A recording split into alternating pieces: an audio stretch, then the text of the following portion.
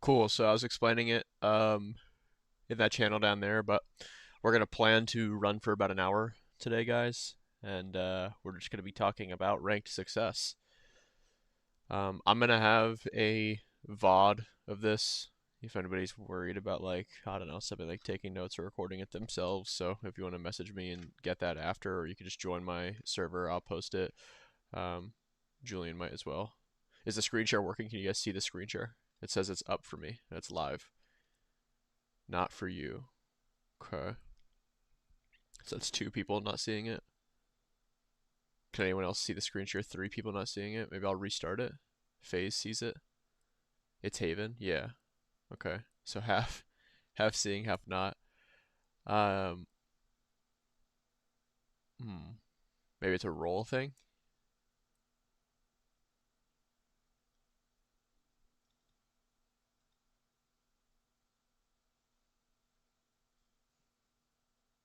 Click arrows. Arrows. I think I have a different view than you guys maybe because I'm a speaker, but okay, you see it now. Stell and CD. What about you guys? Minimize the speaker and audience. Okay. Minimize the speaker and audience by clicking on the arrows.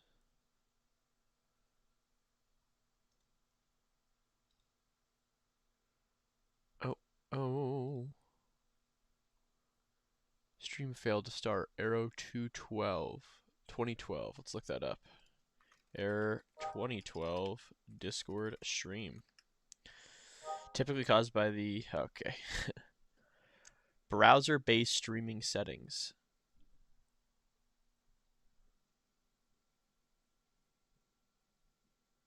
I mean, I don't really.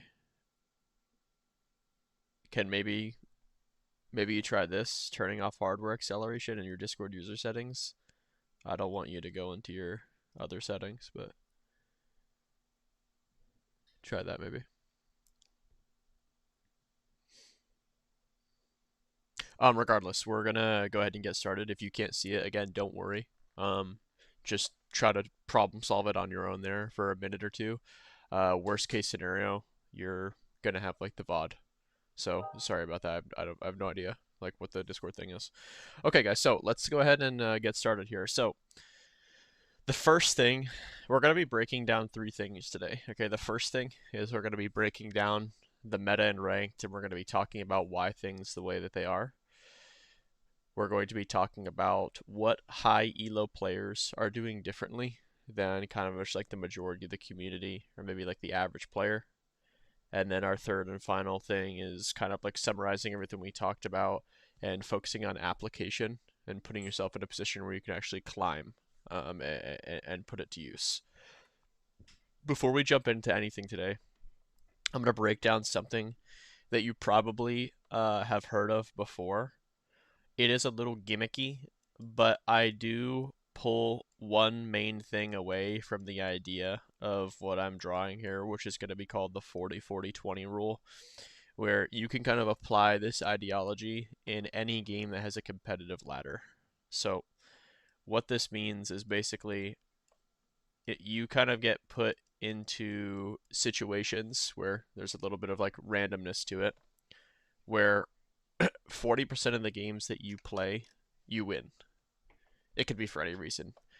You could win because you have a great team, because you started split defense, because the enemy team started throwing, because they have five duelists and you have a normal comp. There's plenty of reasons why you can automatically win a game. 40% of the games you play, you're going to lose. And you're going to lose them for the same reasons that you would win. You have the thrower. You have the people not talking. You have the four duelist comp. You started attack split and your teammates started fighting over a bunch of bullshit. And then there's this margin of around 20% where basically these are games that come down to individualism. So kind of like a run of the mill average lobby per se. Maybe that's skill based, maybe that's rank based. And your performance and the things that you do are going to be the thing that have you come up short on the finish line or have you win.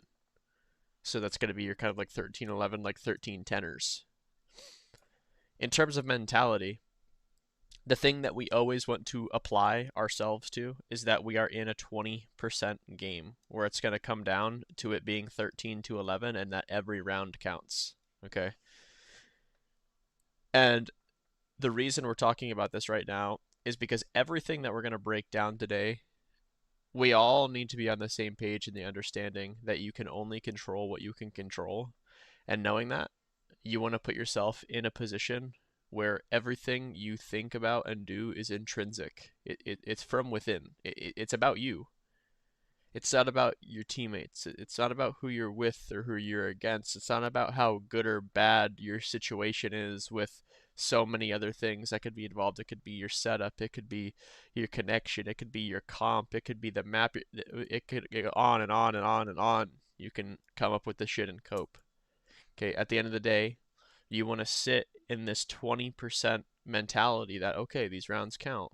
I'm going to put 80, 85, 90% effort forth game by game, and I'm going to put myself in a situation where I'm playing with purpose and I'm focusing on what I can do.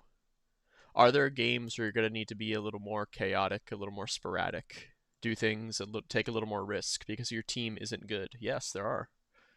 Are there going to be games where you can kind of like ease back because you get someone as annoying as Curry or me on your team and they don't stop talking?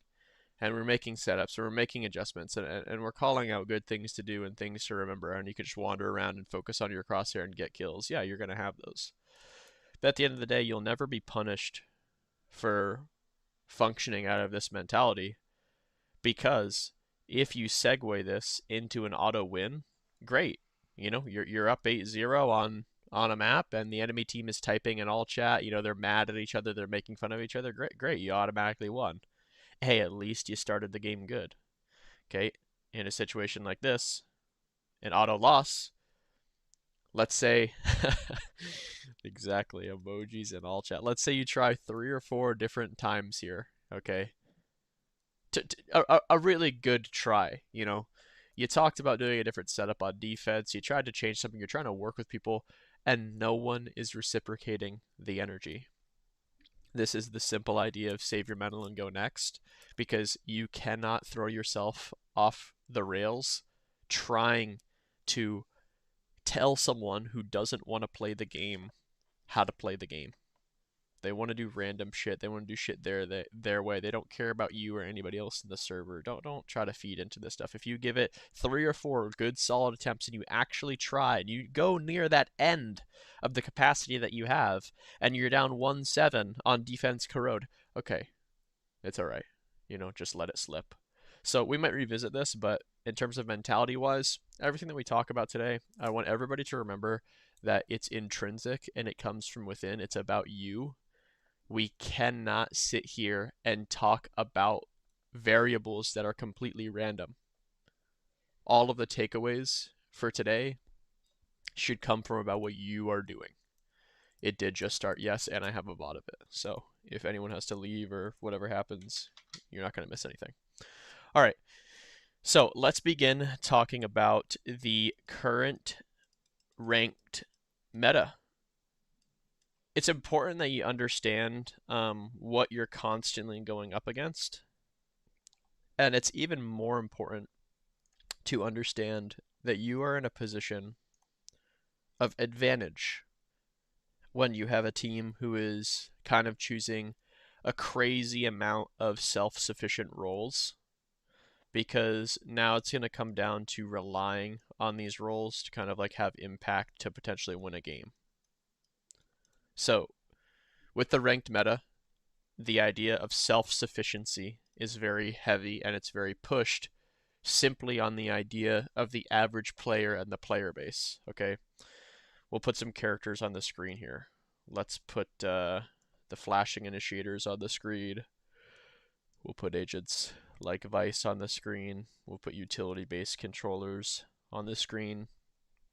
And we'll put agents who can't really like move or like get across the map that well, like on the screen as well. So this kind of like list that we're like building here on the side, okay, these are going to be the characters that you're kind of like not seeing as much in ranked. I mean, Sky obviously played on like Bind and Split as like the main initiator, but wouldn't consider Sky a main initiator in this pool. The reason that these characters are not finding value in ranked is because they get better when your team is better and they talk and they coordinate things and they try to play the game a proper way. So when you make a decision to pick characters like this, you're going to be in a spot where you aren't necessarily relying on the fact of your teammates completely. You're more so relying on the fact that like rounds are going to play out and you're going to be able to get value out of different types of things, you know? I can't even like I'm trying to unironically think of a situation right now where I would use two darts or two eyes on a recon character at ranked. And it would really only come down to like using one in a retake like randomly. It's just not a thing that happens anymore. It's a minute cooldown. So putting yourself in a position where you're picking these characters where in terms of value, it kind of like really multiplies off of having other people. People are straying away from it because it's too much of a gamble to take. You're working with people who aren't talking. You're working with people who don't know how to play the map or the side that they're on. You're working with people who don't care and who are just running around and playing deathmatch. So the moment that you trap yourself in one of these characters or one of these roles, you're automatically going to be set up to fail. Because the idea of getting value and winning and playing these characters properly, it's going to come from a different space of expertise, tech, and lineups. So now we could be in a spot where we can kind of like finalize this statement. We have self-sufficiency versus mastery. Obviously, this is the easier route to take. Being able to rely on your individualism over than over, trying to play this character again and again and again and again and again. All these lineups, all this tech, all this. No one is going to the end of the earth doing that. It's not a thing that happens anymore. So this is something that you should expect, and it's something that you should kind of like think about, because a character that I have been trying to like work in, and I relatively don't have any lineups. Sometimes when I play ranked, I'm just kind of like pursuing some like silly things for like theory. But Vice was a character that I was kind of like messing around with and like trying just to kind of like see like what people were like doing against it. And this is my tracker on Split. I had a 6-2, 75% win rate on Vice. If I kept playing it, I'm sure like, maybe it like would go down more to like the 60-ish range, but relatively I think that's like pretty high and I think that's pretty good. It's not even at a 10 game sample size per se, but the reason I was picking it is because I was on the CT side and I was kind of just like in a spot where it felt like these self-sufficient comps that everybody was playing on Split, it gave them like a weird amount of confidence to do things. So how my pathing would work at the start of the game is obviously I would spawn, I would run over here, and I would throw a thorn here. And then I would turn around and I would come back over to here and I would throw a thorn here and I would drop to this box and I would put my flash on the wall. And then I would come here, barrier would be getting ready to drop, and then I would put my wall in mid. And what this would do is it would like put me in a spot where I would have like a pretty crazy amount of control over the game in terms of like limiting the like unlucky factor. So me playing B when they go A, me playing A when they go B, and people just super confidently flying up mid trying to take vent. Now that wall is going up and it's slowing them down and it's separating them from the pack. So when you're playing these quote unquote like off meta or like less commonly picked agents, if you have an idea of like what you're doing and how you're doing it, if you have ways to win and take advantage of what's going on, again, that is where you're going to like succeed. So I wanted to like show that as an example because I'm not sitting here trying to discourage you to play like some of these characters.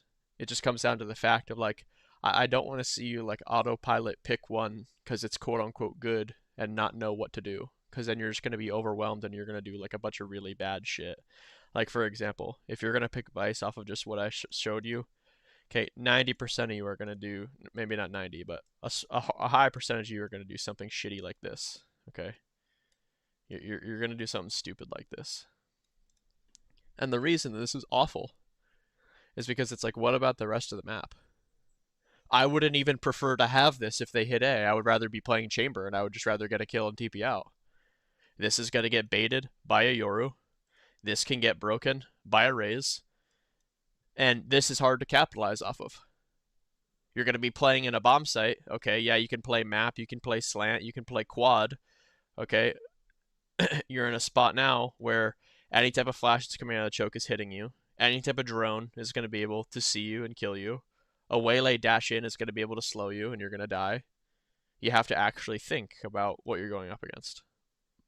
So yeah, wanted to show that there. You watch Smoke play on Corrode, and he had global util around the map with Vice and made even so easy 100%. And again, getting to that point of like mastery, where I even want to put like an asterisk to this, and I don't even want to make it seem like too scary. You know what's that like cliche like phrase like to be a master of something you have to have like 10,000 hours like spent on it or something like that. I don't mean it like that, guys. I mean it more so understanding your win condition and understanding how to audible around it and change it if things aren't working. So again, in that split example, just to like finalize what we're talking about here, something that would happen to me when I did this utility spread is that people would stop doing their normal rushes. I would win a bunch of rounds off of them doing the rushes, but they would stop doing the rushes and they would start either going heavy into mid on me to bait my wall out, or they would start taking ramp and kind of just like trying to play for this space and killing everybody who goes there. So that's a point in time where like I would prioritize taking irresponsible people away from responsibility. So I would do something like this. Yo guys, I'm just gonna play. Can you guys fuck off and go do something else? I put my wall here, got one of my thorns here, got my flash here, and I kind of like exist in this space. I'm watching the lower walkout. My trip has the ramp up, and now we kind of have like some sort of spread like this. And I really need to make them work harder for these kills and make sure my teammates don't die. Yeah, definitely. The util is 100% influencing that because you got to understand that when you slap someone across the face, it hurts. So when you wind your hand back again to hit him again, that they should be doing something about it. And that's something that we'll segue into. Exactly, Kami. And that's the point of it all. Is because being on cruise control and kind of like wandering around and taking it easy and focusing on fighting, all of it is amplified by these duelist characters, by this Clove, by this Chamber, by this like sometimes Killjoy. People are scared to pick these other characters because they think that they have to have their hands out the entire time. It's just not good. Exactly, FaZe, good. Okay, so self-sufficiency.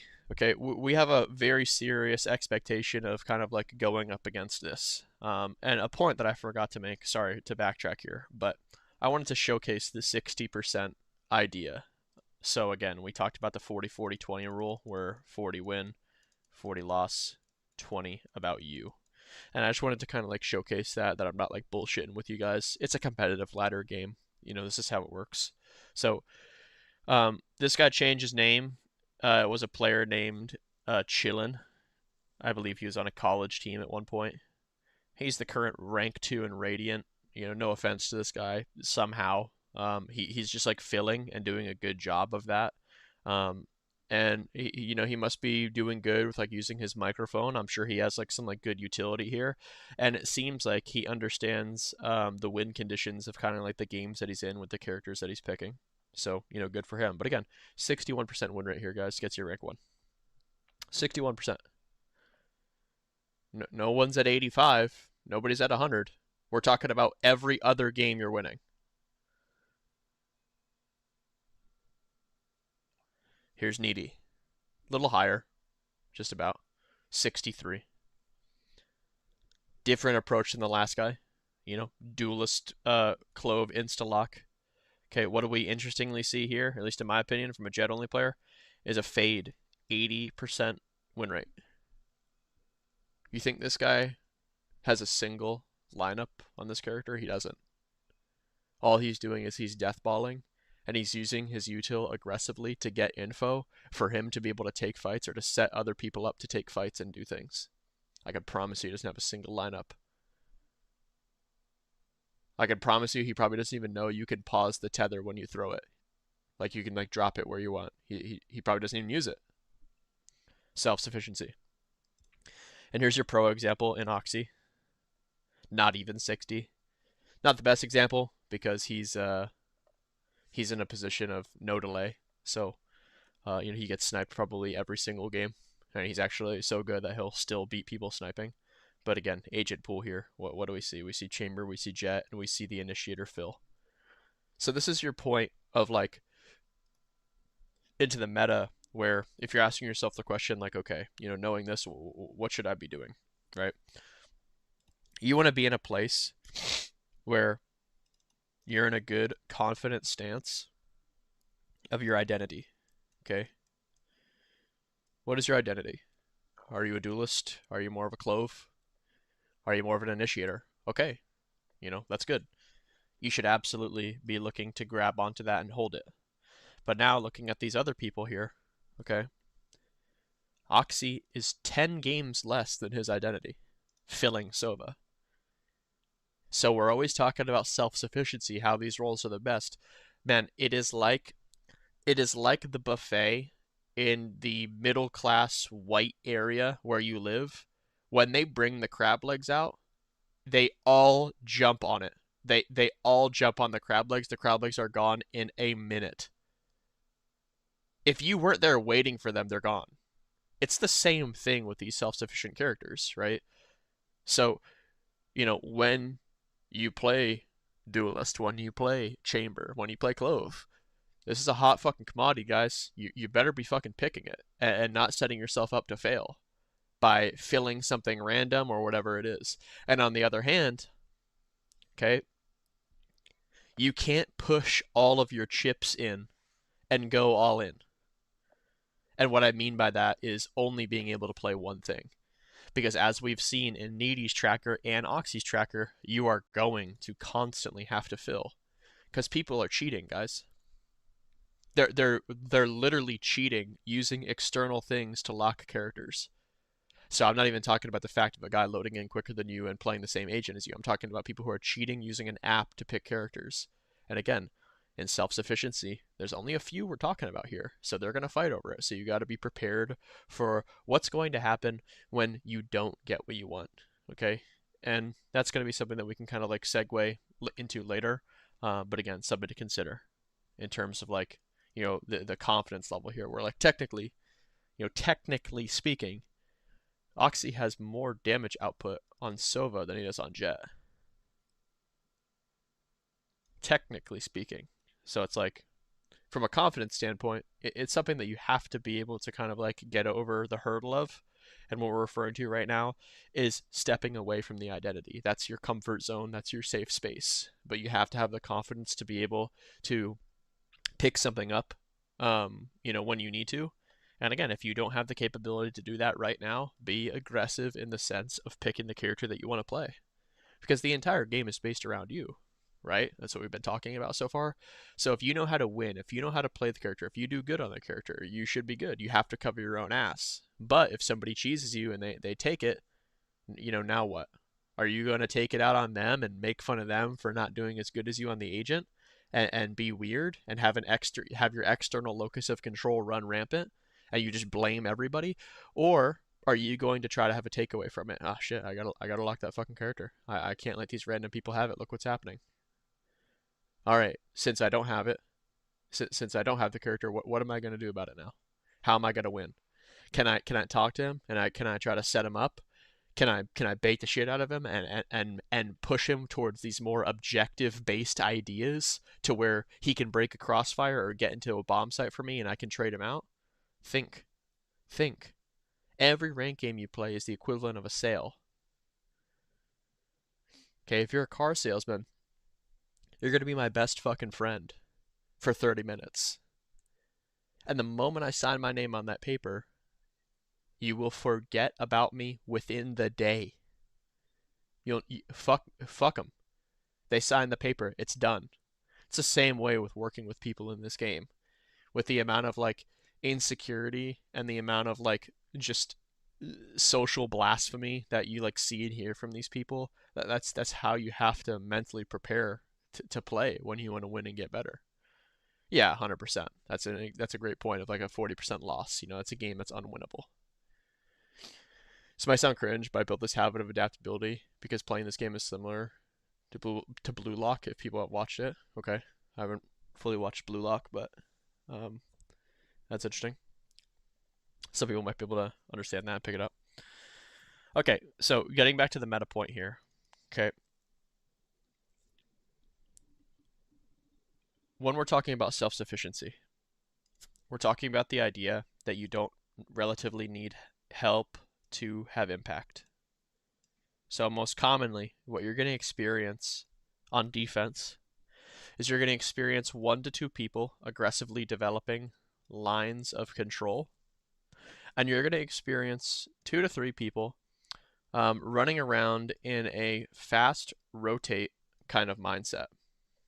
So we ask the question, what do we do to beat this? How do we deal when this is happening to us? Okay. It kind of comes down to 2 main things. I would say your initial most common main thing is going to be weaponizing the lines of control and putting them in the spot where they get fake info. So, for example, okay, what's going on with that is mainly being in a place where you let these lines get developed, and when these lines do get developed, you put them in a spot where they get fake info and they're out of position to the point where they die for it, or they're out of position to the point where you gain an objective from it. Give me 1 second here, sorry.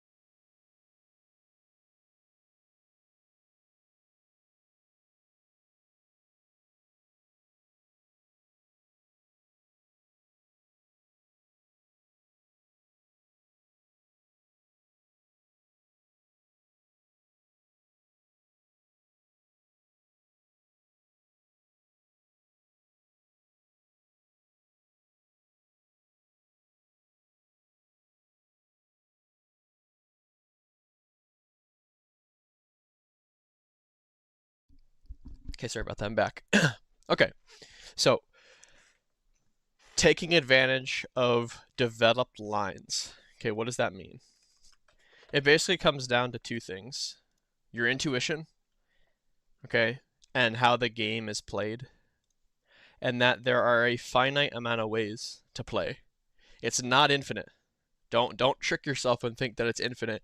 Don't trick yourself and put yourself in a spot where you think you don't know what's going on. Actually take time to think about it and attack it, because there are a finite amount of ways to play the game. And we'll use the example on Cypher to visualize it. How can he use that? Well, he can use it aggressively.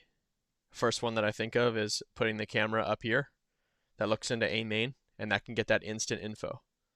I would refer to that as an aggro cam. One that he is putting far up and getting deep info on. Second way to use a camera, contact. The light fixture up here, and just a classic on the wall at B. When it sees your legs, he peeks. It's a contact cam. Sometimes it's him peeking and killing you. Sometimes it's a trap being sprung off of it. Okay? Third way to use a cam, a sight cam, kind of like a purposeless random camera that like is in the bomb site. A lot of the times people won't even use it to the point until it's time to retake. And what happens when they're retaking is, let's say this is like the dotted line that they're kind of like starting from. He opens the cam, he sees where you are, you throw the target utility, and you get max value from it because it's going to affect them. 3 ways to use a cam. If your life depended on it, you couldn't come up with another way. You couldn't. You couldn't come up with a way that doesn't overlap the 3 that I talked about. The only other one you could talk about is using a camera like a flash on attack. If you're 1v1ing a guy here and the raise is out mid and you put a camera on this wall and you bait his crosshair to move up and break it and you peek while he does it. That's your only other way. There's a finite amount of options in the game. You have to trust me. You have to believe. You have to believe about that. So let's think about the idea of a SOVA. Okay. A lot of the times people are trying to hold the line with their body. And what that means is that they're saving their scan. It's an optimal thing to do because if you were to get hit, for example, and you get a sight smoke and you have your scan still, you kind of flick it up on the wall when the entry goes in or the exec starts, and now you being around graffiti or in the smoke, you're killing people. So, if a SOVA is holding the line with his body and he's keeping the recon, I would say 9 out of 10 times he has this really straightforward basic cross map lineup. And when there is pressure applied at C, he will bite and he will go here to get value on that. And occasionally he will push all the way up. So let's just say we put the C pressure in. Let's just say we do it with 2 people, whatever that looks like. Maybe it's our initiator plus maybe a Yoru. And we put a smoke down and we make it seem like it's a C hit. And we put the pressure on. And now we have 3 people over here ready to take advantage of the decision that this guy makes. Does he shoot a cross-map dart that's whirring through the sky like Rudolph the fucking reindeer because it's red and it's just all the way over here? Okay, you should know his exact whereabouts and you should be able to be prepared to kill him. Now he's probably going to reset from here and he's either going to take a walk long, he's going to take a walk short, or he might even just sprint away confidently. So be ready for all 3 of those. He might push all the way up to bricks and sandbag area where you're able to 3v1 him, kill him, and run down the site. So effectively, you've taken advantage of a developed line. Okay, another easy one is a cipher or a chamber. If you're going up against one of these guys, a lot of the times the chamber is aggressively holding the top. And a lot of the times the cipher will prefer to get instant info by using his camera aggressively. So let's just say, for example, round loss or round win, you did something else in the previous round and you learned about that. The next round call should be to sell what you just did with 1 or 2 people and have 3 people hiding away from the camera. Because when he taps this, he's going to take negative risk and he's going to rotate away to sound. Or he's going to take positive risk and he's going to make a decision to push through somewhere where our numbers are. Pearl, another great example. Taking advantage of how lines are developed, lines of control. Okay, if we want to do something like rush B is 5, what is going to happen on the other side of the map? A is clear. All right, let's go B. A is clear. Okay. So now what if we do something like maybe pull back a star?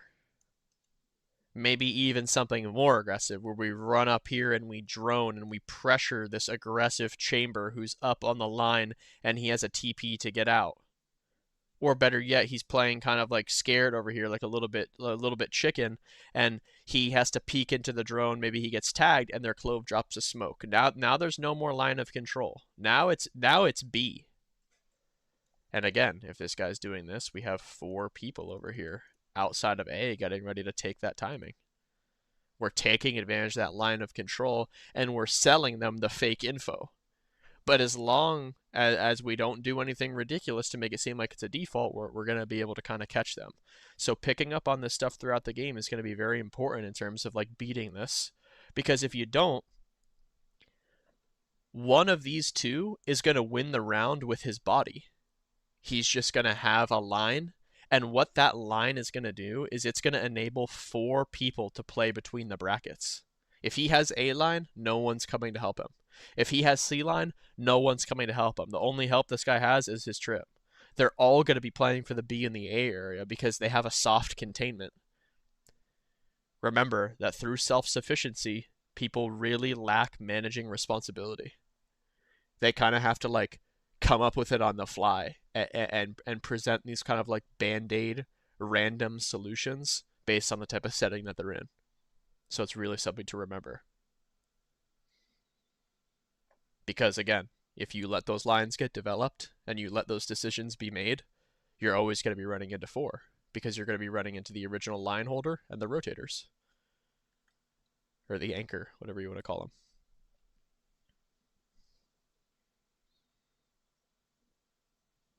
So again, you don't need any type of composition to beat the meta. You just kind of need to understand what it's good at and what it's bad at, and you need to make sure you put them in spots where they can't play on their terms properly. And I mentioned that this was the first thing of 2. Okay, the second thing that I would add in a smaller percentage is just going to be something called micro. A lot of people say micro, macro. You might not know what that means. There's nothing wrong with it. Micro is a small, focused detail about the game. So it's not general, right?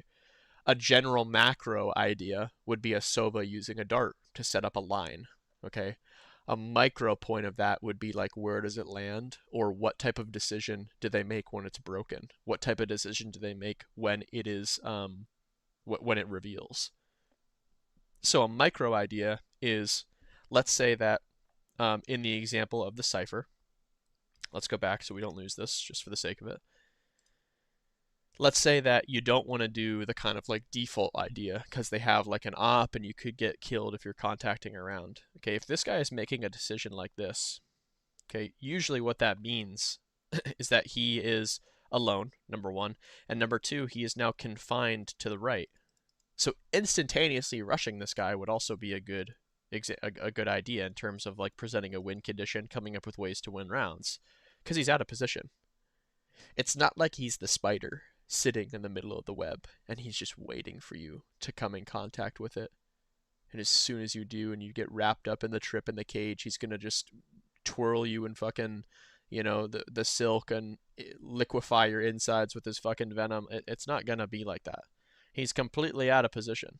If you rush him and you make him piss himself, he's going to run into garage or he's going to go back here. And if he's going back here running away, looking at maybe his cages, this dart is going to ping him and he's going to get killed. A micro thing where you might not know instantaneously when the game begins that this guy's going to make this decision. But if you notice that he is, you can make a micro adjustment on it and you can punish him for it. Okay, another thing that's super common micro-wise is a Sova shooting a dart. When the dart pings once, he usually goes to grab the orb.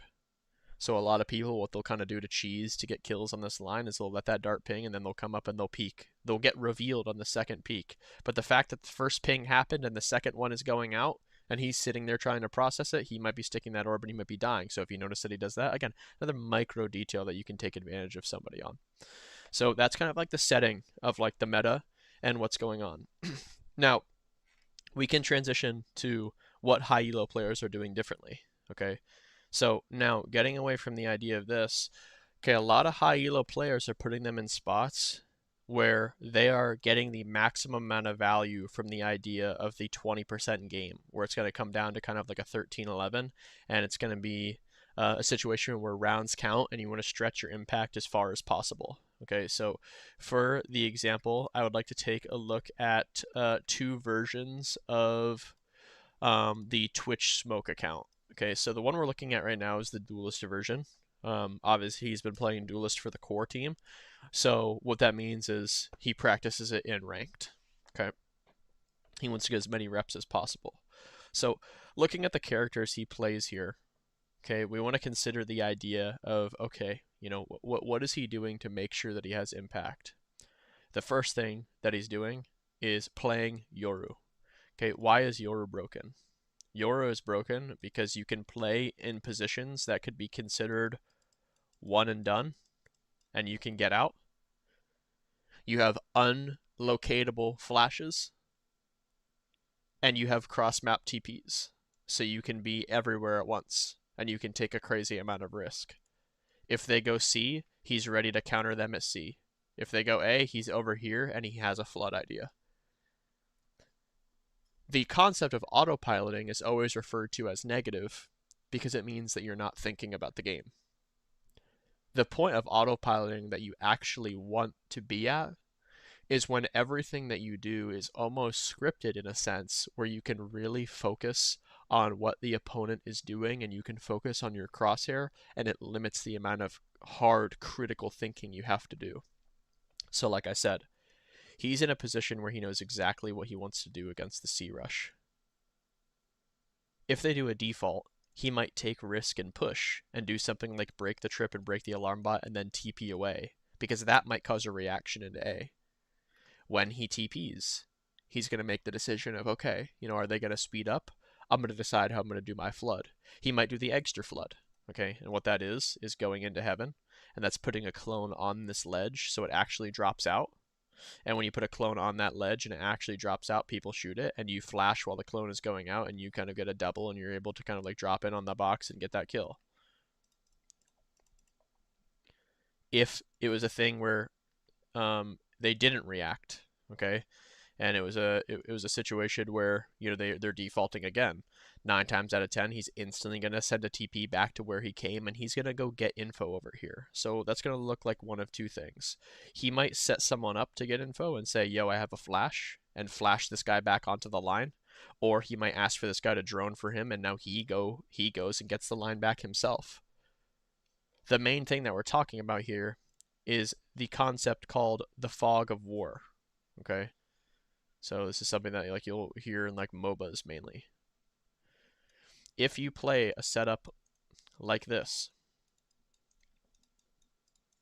one guy for long, one guy for short, one guy for B, one guy for garage, one guy for C, you know nothing. There could be 5C, there could be 1C, there could be 5 mid, there could be 2. You don't know anything. You don't have a strong side, you don't have a weak side. You're sitting on your ass and you're not even playing the game. You need to use specifically your duelist, but regardless, it could be different characters depending on the setting. It doesn't actually matter. This is just going to be your most common one. Your duelist, okay, you need to use your body sometimes. You need to use initiator utility, and you need to use sentinel utility to break the fog. Because you should be in a position where you're applying the idea that information is king, and you're in a spot where you're never infoless. And if you are infoless, you come up with a simple proactive solution to get info back. And these ideas and these next steps, they become seamless. It isn't taking any critical thinking of what's going on. It's just making sure that you're not out of position. So what are high elo players doing differently? They're taking to the game in their own hands in terms of control, and they're stretching it as wide as they possibly can. And they make sure that the info flow of the game is proper, and they're asking questions to get what info they want to make decisions. And if they're not getting the answers they want, they're taking it upon themselves and using the individualism with how they use their utility or how they use their body to get themselves back into rounds. So that's the main thing that you're going to see from kind of like the duelist aspect here. Okay. I do want to take a look at the sentinel aspect because it was like a super good point that was like referenced earlier about like watching smoke and like playing the Vice and like how valuable like it actually like is with the cross map utility that Kami said. So going back to kind of like the Sentinel era here where this is his alt, isn't it? No, this is his main. Maybe the other one has it.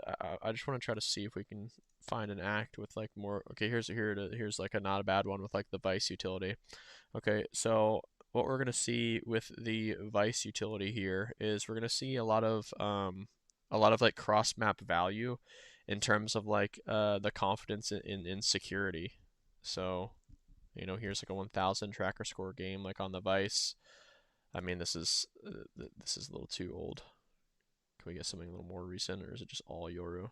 Yeah, it's a little AIDS. He's got 2 accounts, so it's hard to find. Anyway, the point that I was gonna try to make is like the idea earlier, where it's like you're not always going to be in a spot where you play duelists. Some of you don't even fully play duelists. So the question you have to ask is like, how do you get value? And we get to the point of similar to like how we talked about that Sova, right? This is your domain as Sova. You probably understand exactly what to do when the opponent comes to you, but you might not know what to do when they don't come to you. So your first thing to do when you're on this initiator role is to develop cross-map utility, okay, or to understand easy proactivity decisions. Okay, so bind is like a super obvious one.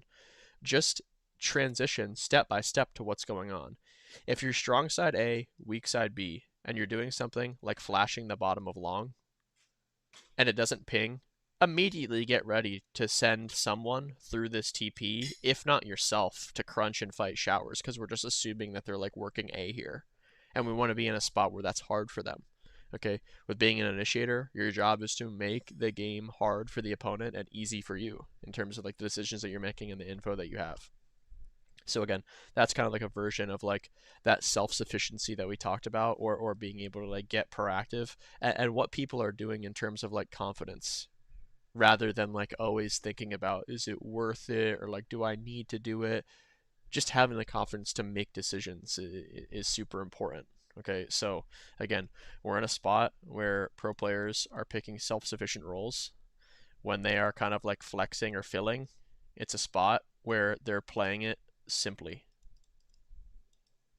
and they're focusing on trading and scaling. They're not overwhelmed by the utility. They're more of like a rifle than anything. Okay, we kind of want like our cross map like value.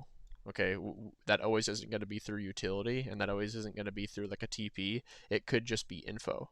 So for example, if you have a developed line somewhere and you know that it's clear, start telling people to take action. Don't just say A is clear.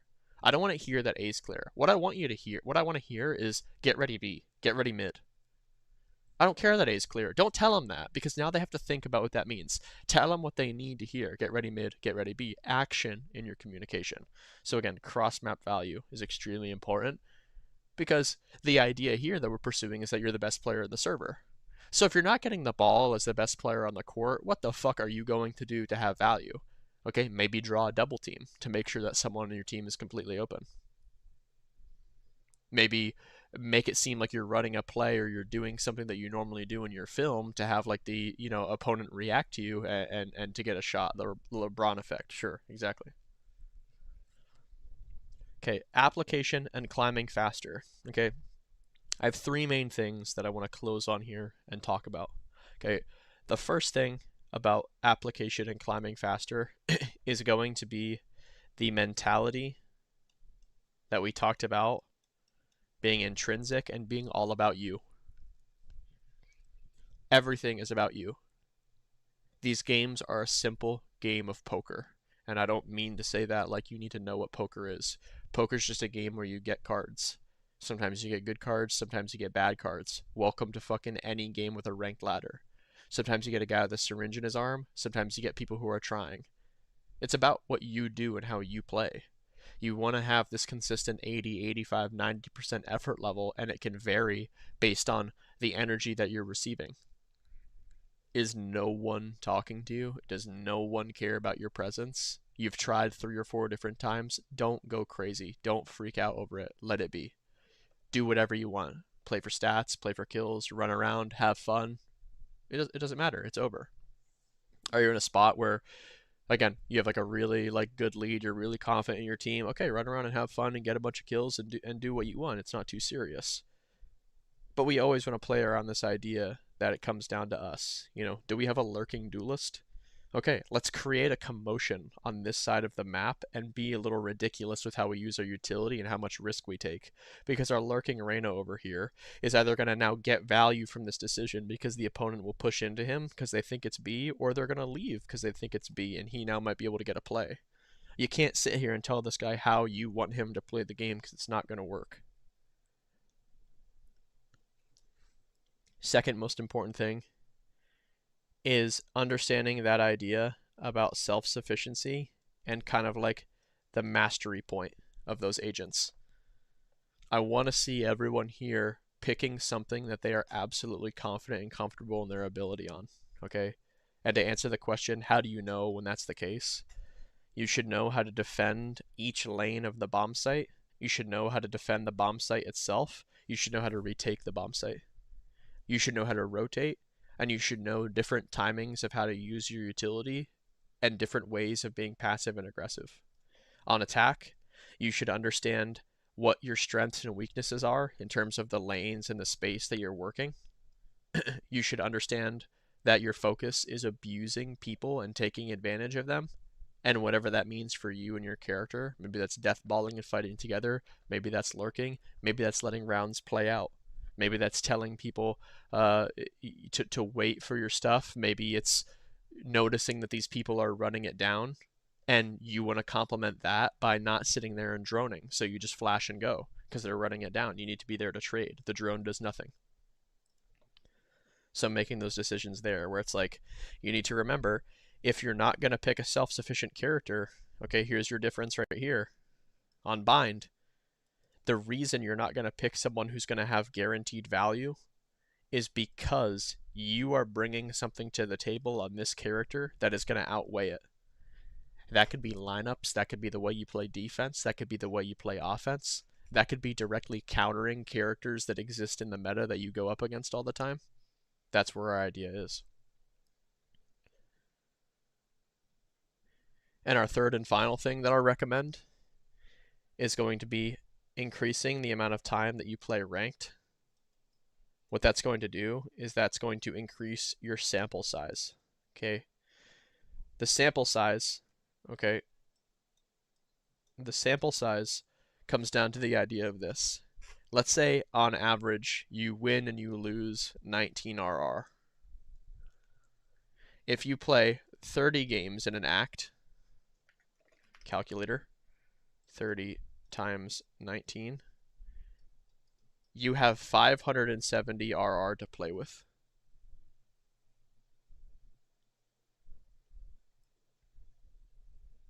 If you play 120 games in an act with that 19 RR average, okay, now you're going to be in a spot where you get to play with 2,280 RR.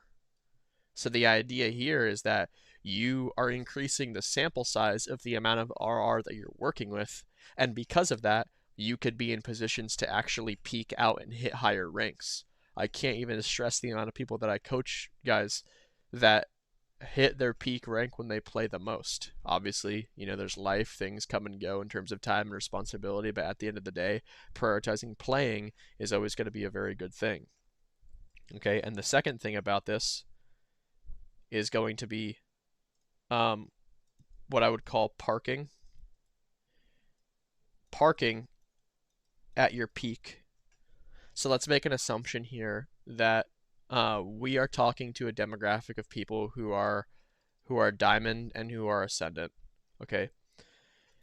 If you guys are hitting 100, 200, 300 RR above the peak rank that you have been, you're going to want to park your account there because the game is now going to make decisions based on the amount that you are gaining to slow you down and make it harder for you. And here's an example of someone that I've coached recently who's experienced this. This is a player who was floating between Diamond 3 and Ascendant 1, and he's now in a position where he's Immortal 1. Look at these gains. He's losing 20 plus, and he's gaining 13, 12. So unfortunately, I swear, just to clarify, I would never ever recommend this if it was 2 or 3 years ago. I would tell you play no matter what. I never want you to have anxiety to queue. I never want you to be in a spot where you should not be playing because you have a certain rank. Okay, I still want those things. I don't want you to be scared to queue. I want you to play because it's fun, and I want you to play because you enjoy the journey of improving. Okay, but I do want you to be wise where now we're talking about taking advantage of a system. Because the point of parking your account at your peak that we're talking about is putting yourself in a spot where you are now making your RR malleable. Sorry, not your RR. Your hidden MMR. Okay, you're making it malleable. You're actually cementing the fact that it's there. You're beating it into the game that this is the rank you are. This is the rank you are. This is the rank you are. And when you do that, it will reward you for it. and it will start kind of like moving your account up the ways, and it will kind of like lift those like constraints off of it. And unironically, this is a thing that I regret having to even talk about and advise, but I can't sit here and like act like it's okay to spam queue and play 400 500 games when you're trying to peak, because it's not going to work. If you are constantly climbing and you're doing 400 games an act, again, like that diamond and ascendant range for the example, obviously it's different when you're like a Mortal 3 and Radiant. If you have 500 games like some of these like streamers and like some of these pros do, because you're at the top rank in the game, you're playing to play. But if we're actually talking about min-maxing, trying to get value, winning it, and being able to climb, that's definitely something that you want to do. So just trying to take advantage of really good windows of opportunity to play the game. So, number one, being in a space where maybe you can play with like a duo and not put yourself in a spot where you're soloing. Put yourself in a place where you're playing strong characters and you understand what your identity is and you understand how to win and that it's all about you. Okay, and putting yourself in a spot where, again, I'm not trying to be weird when I say this, guys. This is just me being transparent. You guys are going up against people on drugs, just like I am. We already talked about smoke today. We'll talk about him one more time. You see that guy blink when he plays? There's a reason for it, guys. You hear this? It's a bottle, okay? I have flow state in it. His is something else. There are ranked friend groups. There are these weird groups of people who play this game all day long no matter what. Guys, I have seen people using these kind of like steroid like nasal sprays to be more focused. People are up for 24 hours grinding and playing this game on drugs. I can promise you, you're going to be at a disadvantage if you're casually approaching the game and just chilling. Okay? And this will be our closing point here, is why, Neuroptima is so important. You're not in a position where you're going to be frying your brain using something like flow state, using something like the flow state capsules. You're going in and out of windows of increased production and increased performance. And obviously, I can't recommend it enough. And I appreciate them, having me here today and being able to talk about this stuff with you guys. Hopefully, you're able to learn something and get a takeaway from that. If you weren't, maybe being able to review what we talked about today, because like I said, I'm going to be posting the VOD in my Discord, and obviously if you don't want to go there, you can just message me for it, I guess, after this. But that's just kind of where we are, guys. So yeah, I appreciate everybody tuning in. We're kind of at our hour mark goal here that we wanted to be at. So thanks for being here again. And if you guys are potentially looking for more or something else, you can message me or just straight up come to my Discord. I'm doing a 20% discount on all my training programs right now. And I am also offering coaching that's $10 to $15 that you get a crazy amount of value from. And you'll see different type of vouchers all over the place. So again, any questions or stuff regarding that, definitely hit me up. And as a matter of fact, for everybody, yeah, you know what? It'll be a thing where I'll just let you do it yourselves. I'm not going to, forcibly drop any like links or anything like that. But again, I appreciate the time. Hope you learned something. If you have any, I guess, like deeper questions or whatever that is, where the link be? Okay, since you asked, I'll absolutely get you. That'll be right here. So that's where the coaching obviously take place. And then again, remembering to use code Tdawgg for 10% off your Neuroptima purchase. That directly supports me and obviously gets you a discount. So thanks again, guys. I appreciate it. If you want to continue with any type of like questions or anything like that, we're not going to hold anybody up. I'm going to head out of here. You can send me a DM on Discord and I will get back to you about that.